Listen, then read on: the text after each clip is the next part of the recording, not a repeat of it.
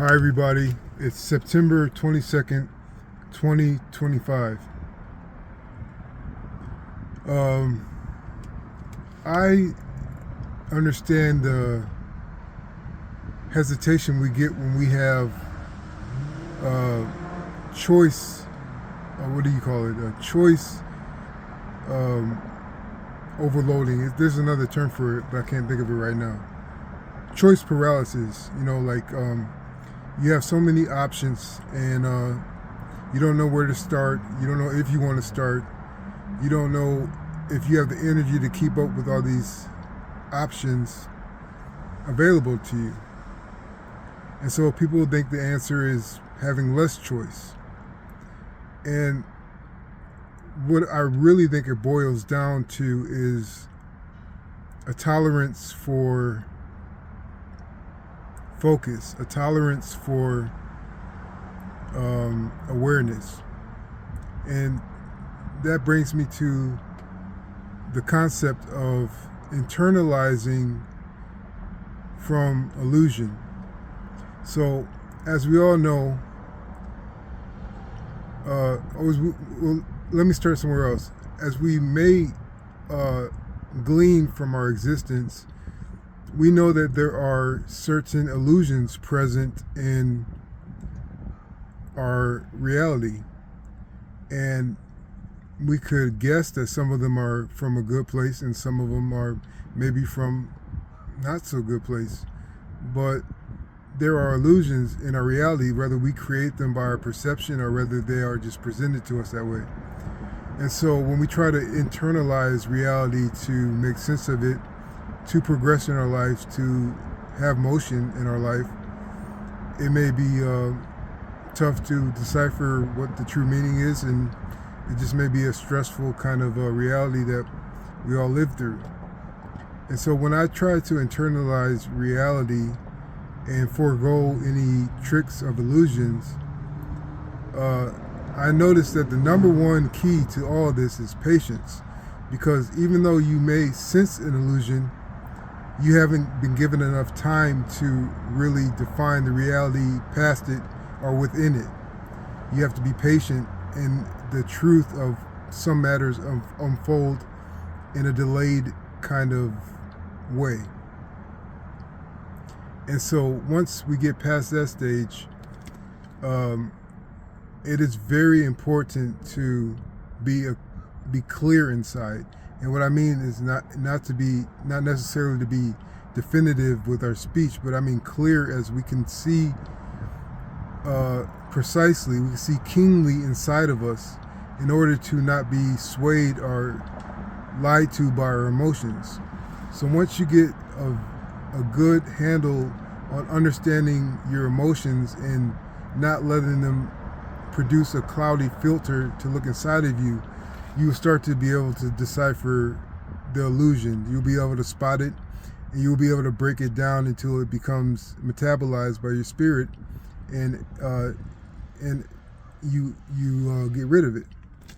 And so once you see the truth of the illusion, past the illusion that you internalized, you start to see that you could become much more flexible in your life. You don't have to be as rigid and as scared of deviations, because you know that the freedom that you are allowed is because you have created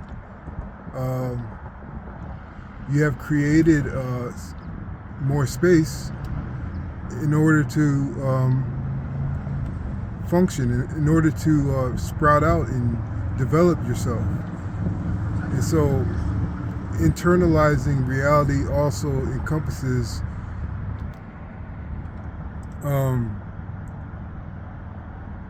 trust.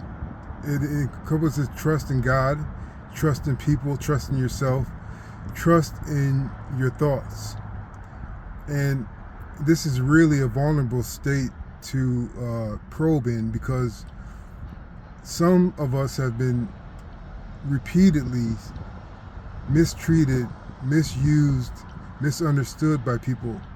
And to give people trust, even if you have time to ponder the risk and assess the benefit of it, it is still hard to give our trust to people with a history of how we've been treated.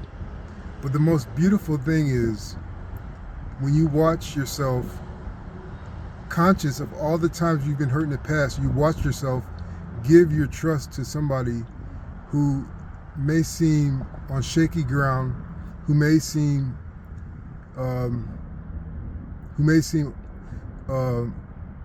uneven in their temperament. The most beautiful thing is to see yourself, give them your trust, and whether they break that trust or whether they covet that trust and develop a relationship with that trust that you gave to them, you will grow. If they break your trust, you will understand that it is your love that is more powerful. It is your trust and your faith in God and the Spirit in yourself that is more powerful than broken trust can touch you. It can't touch you as deeply anymore because you have grown into a person where strength outweighs the damage done by untrustworthy people. And if they covet your trust and develop a covenant with that trust you gave them, you will see the beauty of humanity. Your faith in this world will be increased. So illusion comes into you and you dispel it with power and understanding, which is filtered through your inside, through your spirit.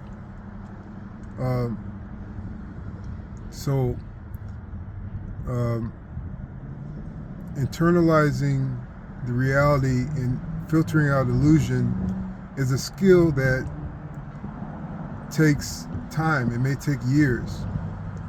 But in the meantime,